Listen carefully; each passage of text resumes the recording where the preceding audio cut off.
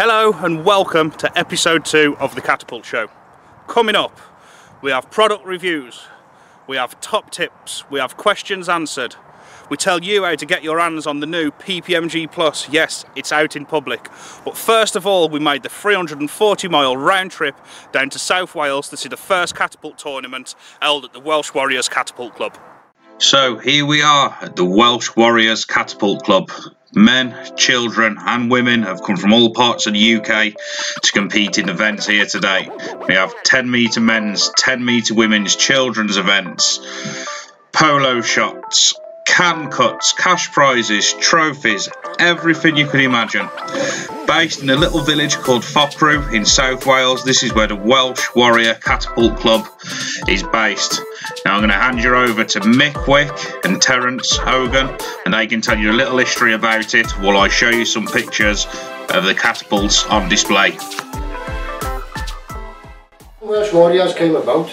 We went up to Sheffield shoot the year before, was it? I think it was 2017. 17, I think you come, yeah. And we had a cracking day up there.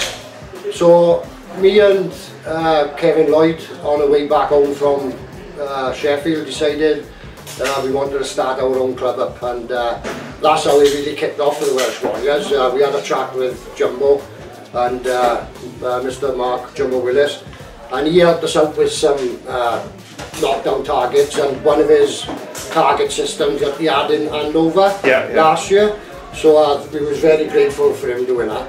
And literally that's how we came around. Yeah, and brilliant. We do it every week now. Every week we come over here, we set up, we have a couple of hours. Perfect, yeah. And, you know, we help each other. Yeah, Mr. Kevin Lloyd, he's been fantastic. He's been the main one to help me out, really.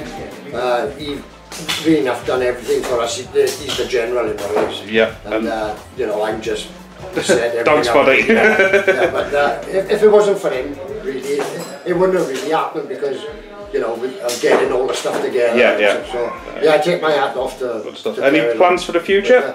The plans for the future for the Welsh Warriors is hopefully we got a few members now. I think we got about 15 members, and we're hoping to obviously get, make it grow a bit more, sort out some new systems, setups and whatever, and hopefully go around then and having shoot-offs with other clubs, like how we've done this with the Riley Rippers. Mr. Wick with the Ripley Rippers. Ripley Rippers, sorry, my bad. And do you want to carry on with yours? Yeah, we just come down to see Terence once, didn't we? Come down to the club, see him, we thought we'd start a club up. We've got a club up and going, and then he come down and stay for the weekend. That's it, off you go. And off we went. And it was fantastic. So you know, me and Caroline went up to Mr. Wick for a couple of days. And where we done a lot of fishing, hunting, and fishing and hunting, gotta be done. He took us to his club now, where it is now. What's the name of that club now? 1066. So he took me there for a couple of hours, and it was fantastic fun, just can bashing. And before the end of the time, when it was for us to come home, we sat down to me one night and we said, shall we put an inter-club shoot on? Because from the one shoot to the next main shoot, at Mr. Asa Wilson, there was a big break, Yes, quite a big break. People want to shoot, don't they? And people want to shoot, and we was having questions, why can't we set up a... So we come together. Friendly shoot, didn't we? We wanted a friendly shoot, but for everybody to enter, Perfect. So, but I'm looking forward to Mr. Asa Wilson shoot off in the ESF. That's going to be a big one. I'm looking forward to that one. Well, I'm going to try my best there, you know what I mean? It's about time I picked that trophy up now. But a fantastic guy. I appreciate what he's doing. The catapult scene has come on really well since, Mr. Wilson is, he's pushing it forward. And works of art, aren't they? It is, it's going higher and higher. It is. Same with the shooting, the levels, shooting levels have gone outstanding. Some of the youngsters is brilliant. Hopefully we'll see some today. Hopefully. Right then, perfect then. Thank you very much for that. Cheers, thanks for having me. Thank you very much. So next up we have the junior event. Some awesome shots in the juniors.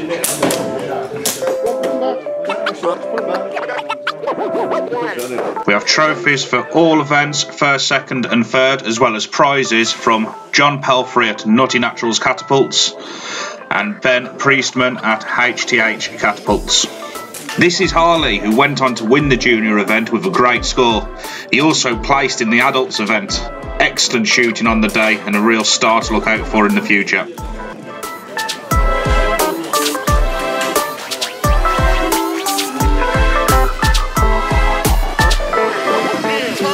Let's go.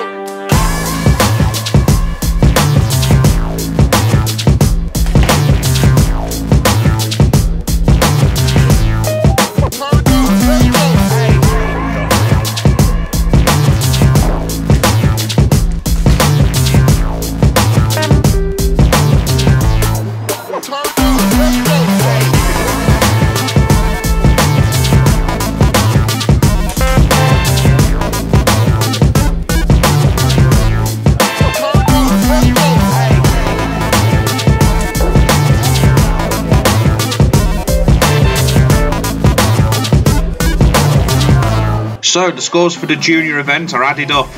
Some excellent shooting all round by the juniors. Everybody shot really well, but unfortunately there can only be one winner.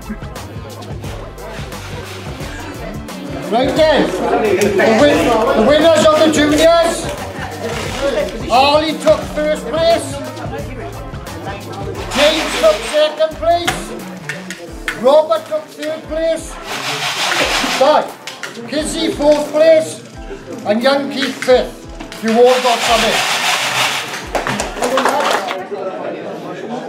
So now it's the women's turn to show us what they got.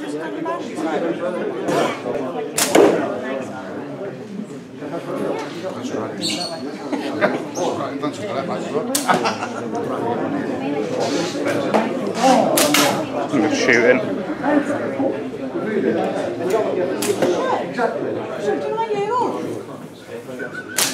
Get him.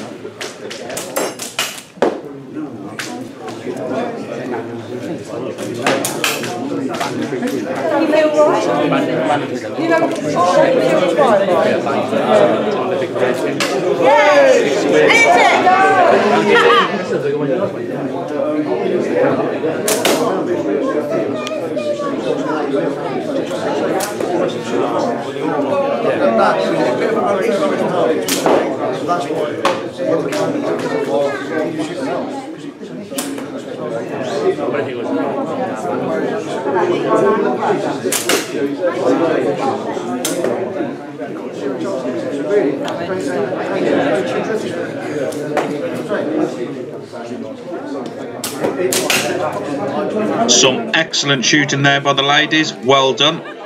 Now the results are being added up and we eagerly await to see who the winner is. Cyan first place, women's, Nina second place, Caroline third place. So now it's the men's 10-metre event. This is 5 rounds with 7 shots in each round. The first 3 rounds are at 60mm Wasp spinners. The last 2 rounds, however, they drop down to 40mm. Highest overall scores after the end of the 5 rounds determines on who wins and who doesn't.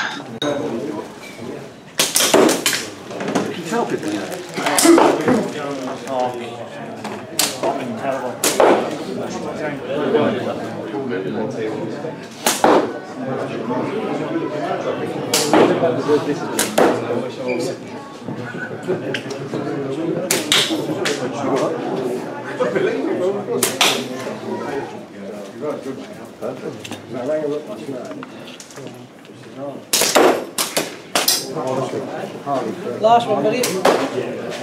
As the 3rd round comes to an end, the targets are switched down to 40mm. This will separate the men from the boys.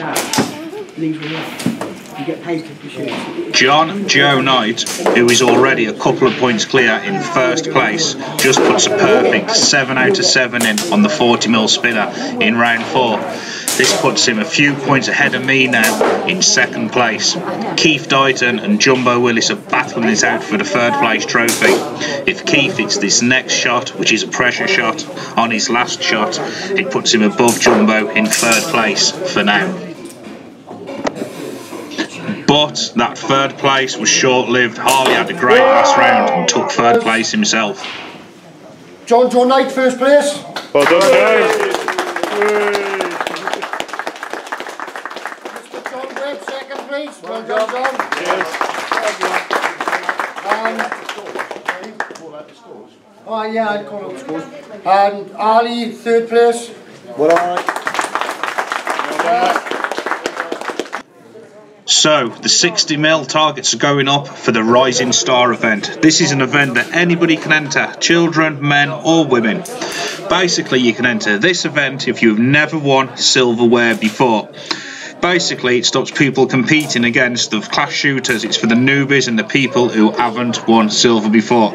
It's a great event and a great addition to any tournament. Well, you think of what's up top. I've never been so what you look at our Bishop Johnson.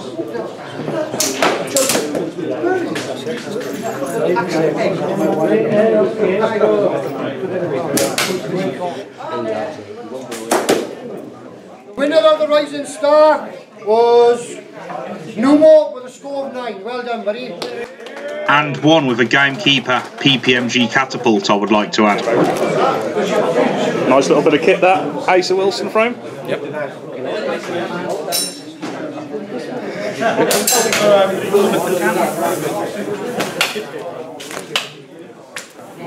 Next up, we have the Can Cut Challenge. In this event, you're against the stopwatch to cut a can in half from 10 metres. The quickest time of the day wins the title and wins the trophy. Here's what happened.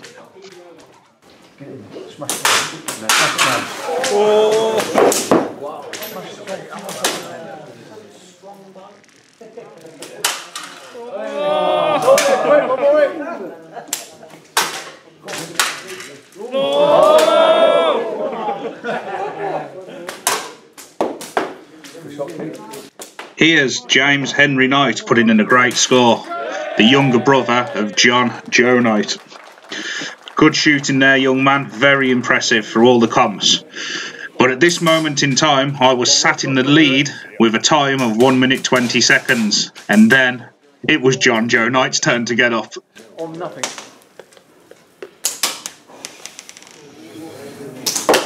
Don't knock that back.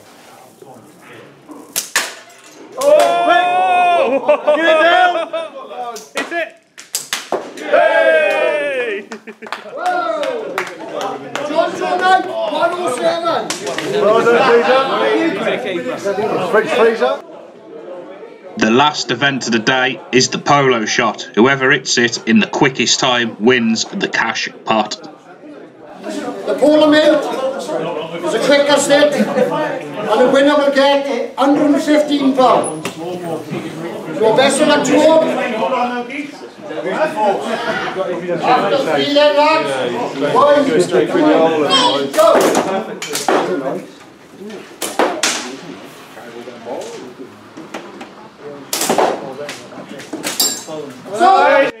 Asa sets the time to beat so far with 8 seconds. You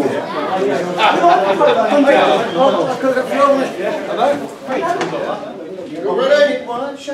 Go!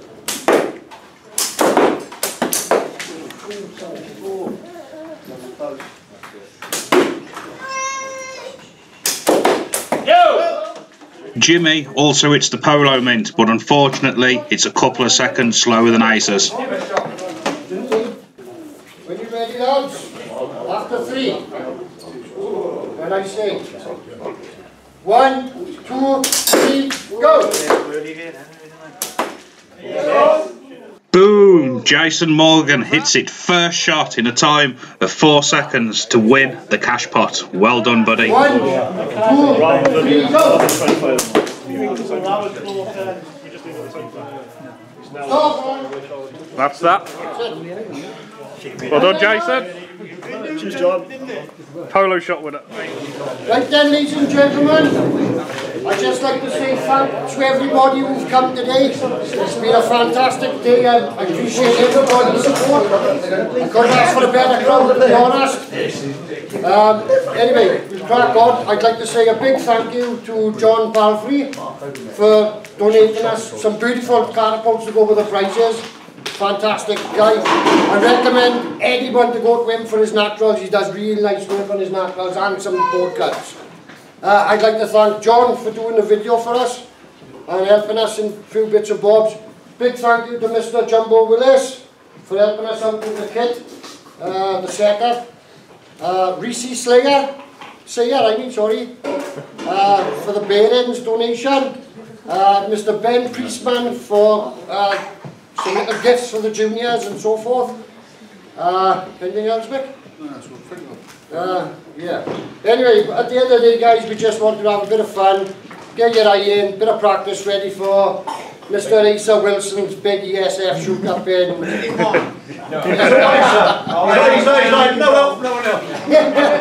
For the big shoot coming up in April. Forget the place. Cheltenham. There's going to be a fantastic day, lads. So make sure you all turn up to Mr. Asa Wilson's shoot. You're going to have a fantastic time. I used to like you, Terence. Well said, Terence. It's in Cheltenham.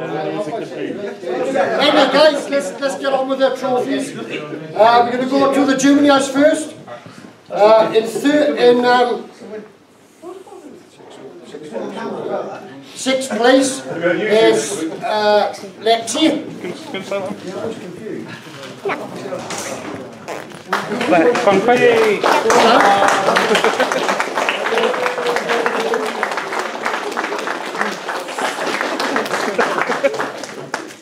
And then we got young Keith.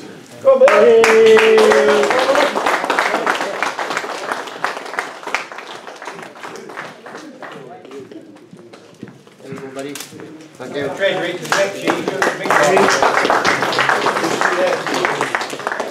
We got Kissy.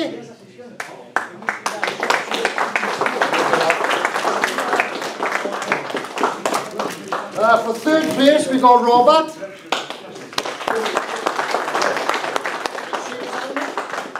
Yeah, well done. Robert?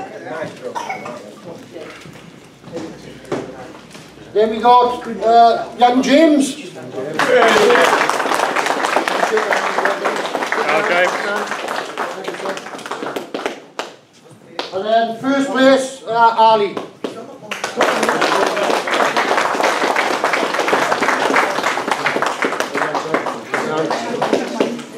Ollie. Right. Right there. Rising Star next, lads. Winner was Numo.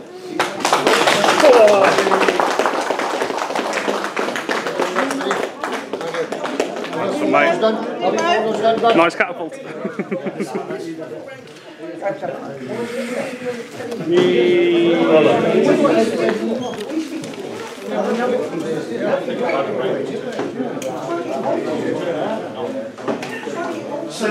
Right, the next is the ladies. Third place, Caroline.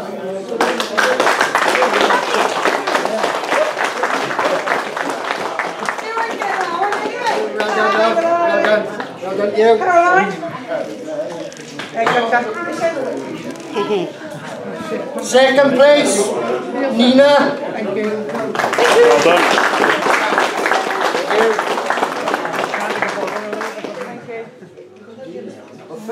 First place, Mrs. Webb. And the little one.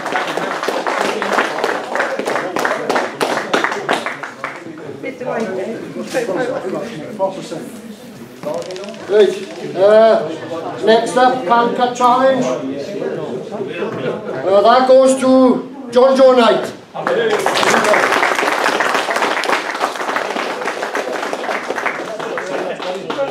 Thank you. Good shooting. Come on, guys. Go back a little bit. Press it.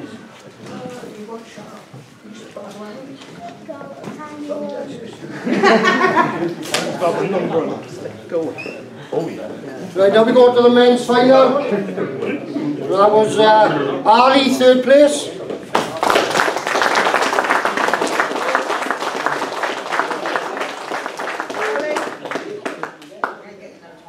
John's loving his new job. Second place, Mr. John Webb.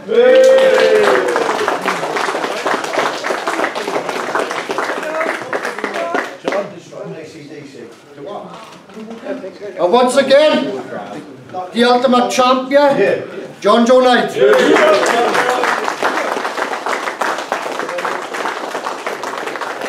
Shooting, John, top shooting.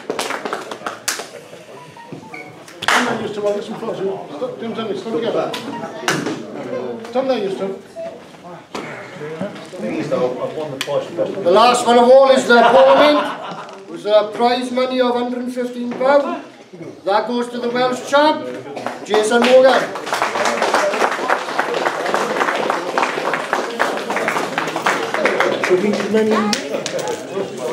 Almost didn't go back there. Sorry about that. I had to get the pound.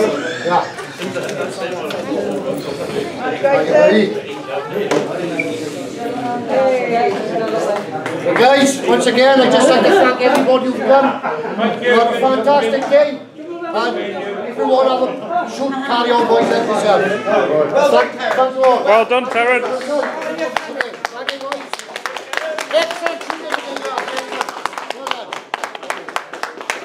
What a great shoot that was. I just want to personally say thank you to everybody involved for making the day happen, how smoothly it run, the way the format was. It was absolutely brilliant. So everybody who was involved setting it up and organise it is a massive thank you from me. Great success, really enjoyed it, and I look forward to the future shoots.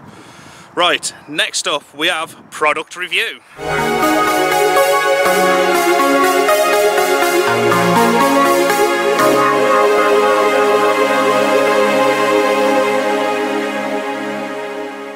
This episode's product review is all about Wasp Slingshots.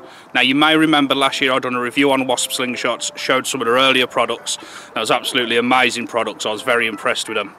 At the time I labelled them as the best budget catapults on the market, and nothing's changed. Just because they're cheap in price does not mean they're cheap in quality. If you have a close look at these now, the detail, the way the polycarbonate is moulded, they are absolutely exceptional. Right, we've got two frames to review for you today. We have the tri-grip and we have the Stinger. So let's have a little look at them in detail. First off, we're going to have a look at the Stinger. Lovely little polycarbonate frame, moulded to perfection. The outer gap is approx 85mm and the inner fork gap is approx 37mm. Lovely little frame. It's got these finger pads on the back, so when you grip it, it holds extremely comfortable. Can be shot gangster, if you side on. You could do over the top point and shoot, or you could do it 45, whatever suits you. But overall, it's a great little frame. The quality is exceptional. So let's see how it shoots. We're going to be taking a few shots using these Wasp targets. Now, these are exceptional targets. You know, they last a long time. They spin good when you hit them. I personally hang them from a tree on a piece of shoelace. I'll put a knot each side of the target I do, just to stop the target sliding left and right when you're hitting it, and it keeps it in position.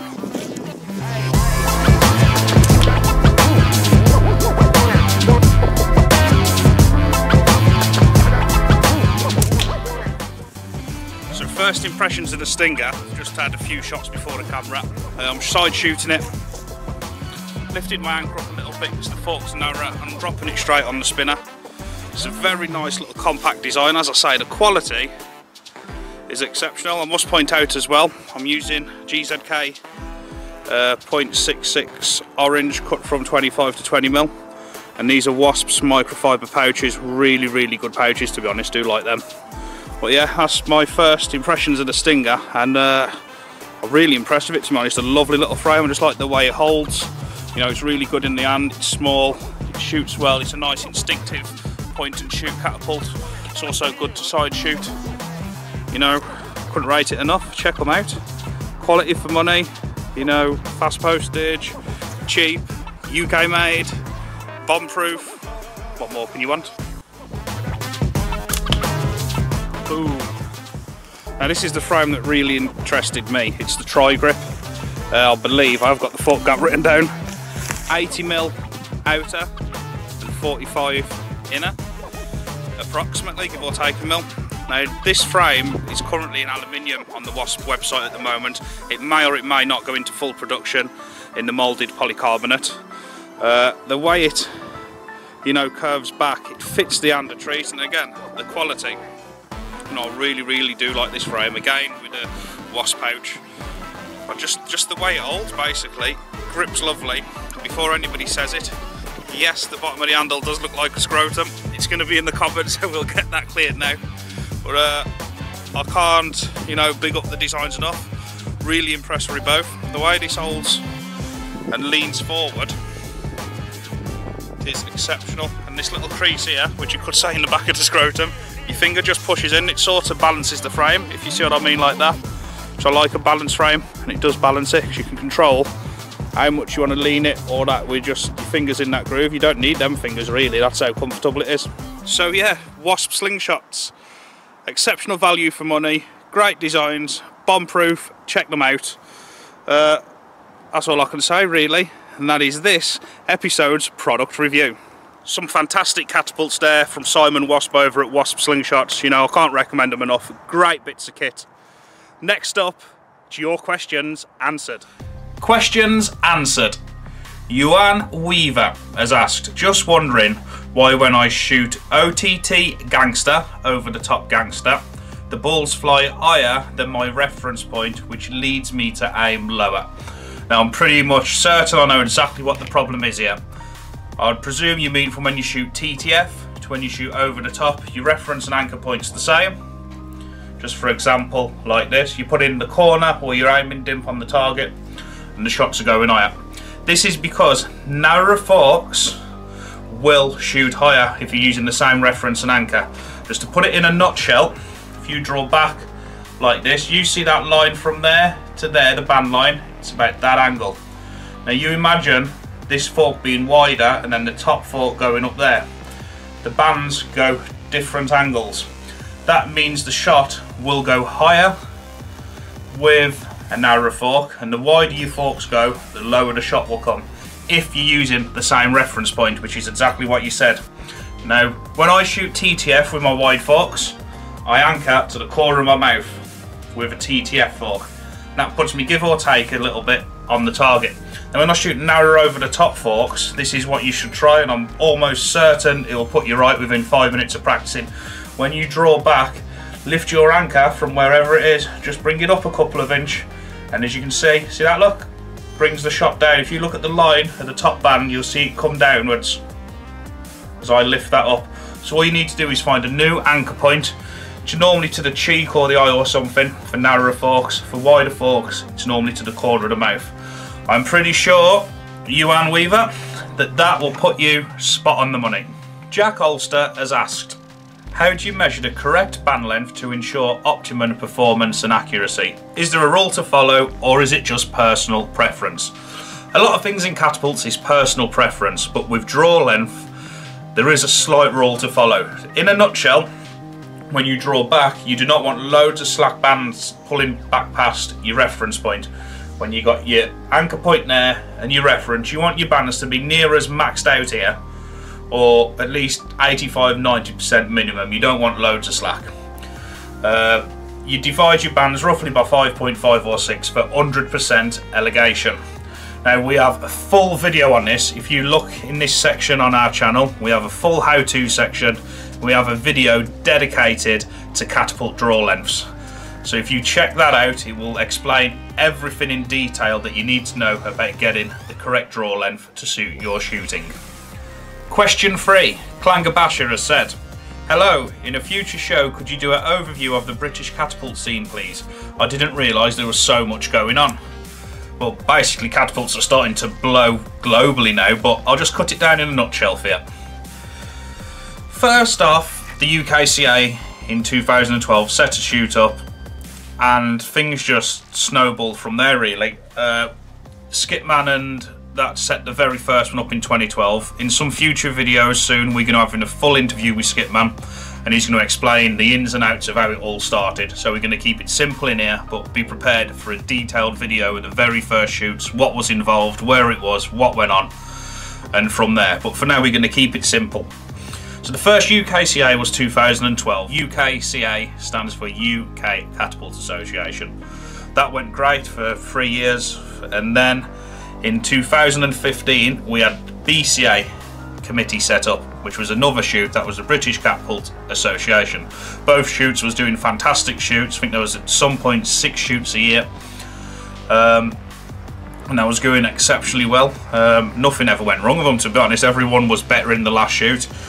And at the end of 2018, the UKCA and the BCA sort of got together, and what they did is they formed a brand new federation called the ESF, the English Slingshot Federation. They will be having their first shoot April this year. I'll give full details of the shoot near the end of this video on when it's happening, where it is and what's going on. I'll be there filming, so I'll be bringing it to you in episode 4, I think that shoot will be in. But basically they've joined, they've made some super federation now, and it's getting really big. I've just got some notes here that I've written down. But in general, the sport is just blooming globally. The shoots being set up everywhere. I've noticed it through the amount of catapults that I'm getting out the door and band sets that are going, that people getting into it are ridiculous. My YouTube views have doubled within the last year. You know, there's more and more people coming. In 2018, you actually had the Slingshot World Cup in Italy, which a load of members from the UK went. China, France, Belgium, just all the countries went, and that was a massive event. They had parades for the town and everything.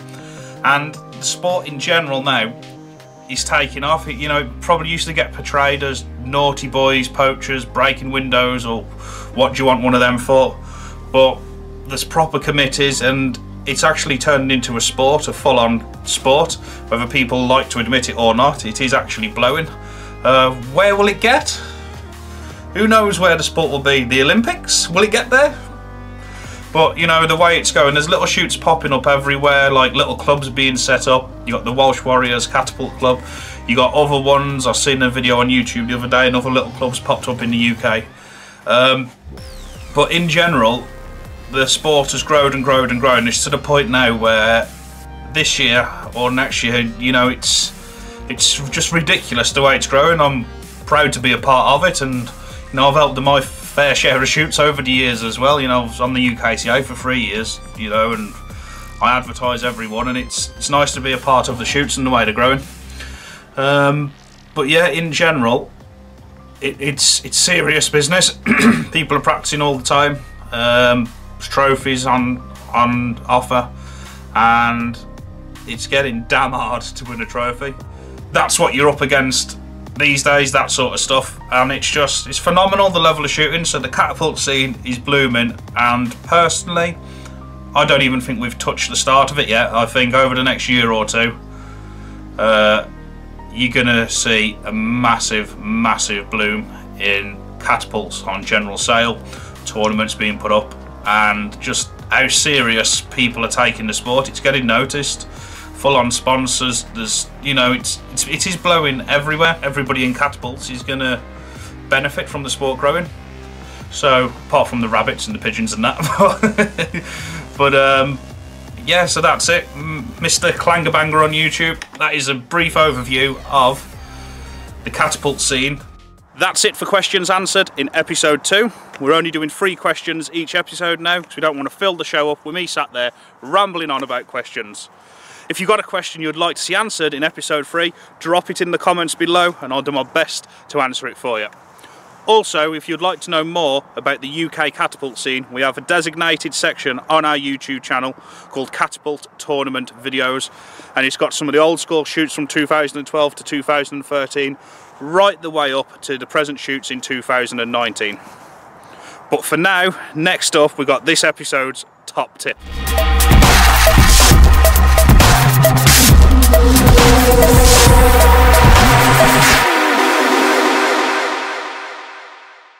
This episode's top tip is all about cutting, harvesting and drying out and preparing natural catapult forks just like this one before work can start. Now first of all, before you cut anything, you're going to need something to cut it with.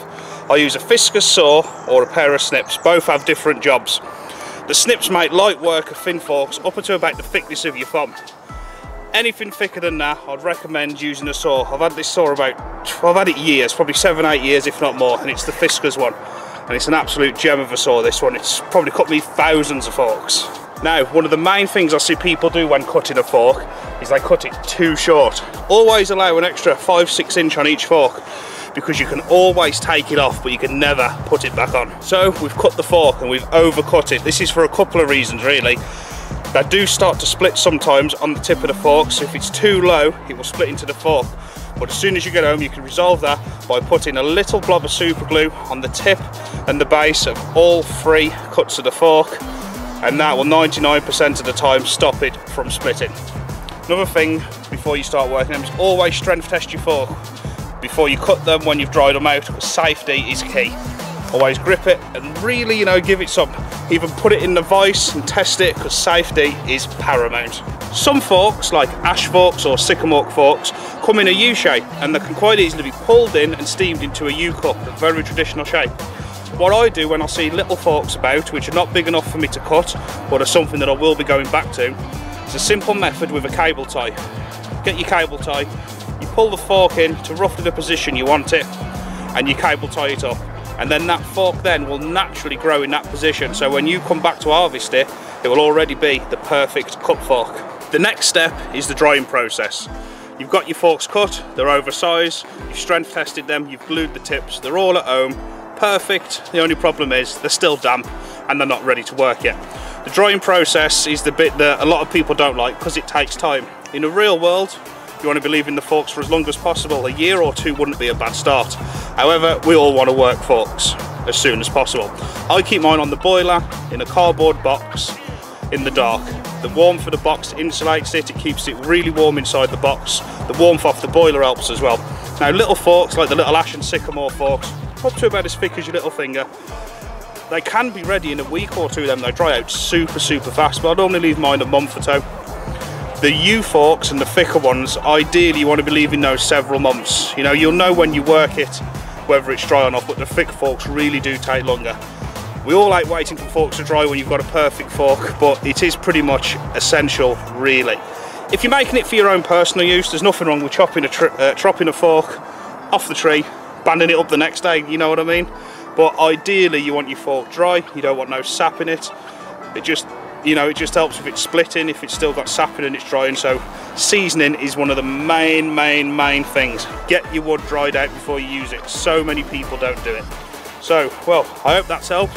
We've covered everything from the cutting, what you need to cut it with, cutting them oversized, pulling them in, super gluing the tips and drying them.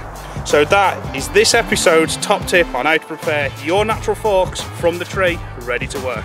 Some great tips there to help you out on the starting process to make your own natural forks. In some future episodes we'll show you how to finish them, make them and band them up and even shoot them, but for now that will get you started. So if you all get some forks ready, start getting them dried out, future episodes we will go through it and we'll get them made. Right, the PPMG Plus is out. I'm so excited. Links are in the description where to get it from. It's available from proshotcatapults.co.uk. It's been an absolute sellout. By the time you see this video it would probably have been out 2-3 weeks, and the first batch has just been selling out, so I'm extremely happy about that. It's so popular. Made up with it really. Right, I want to talk to you about the shoot that's coming up, the ESF, the English Slingshot Federation. I have the flyer here. It says, the ESF, the English Slingshot Federation, are proud to announce our first shoot of 2019 to be held in Cheltenham. The events to be contested for will be the ESF annual 10 metres and 20 metres pro and semi-pro events. What this means is there are 2 tiers, and the very good shots who have won silver and trophies and that sort of stuff shoot in the pro, and the newbies and the people who haven't been shooting long or who haven't won silver enter the semi-pro. So there's something for everybody, whether you're really good or you're not as good as the world-class shooters or the top ones. Don't be put off, because there's something there for you to enter and you'll have a very good chance of it. Not this about winning the trophies, it's all about fun, but like I'm saying, there's something for everybody there. There's also junior and women's events.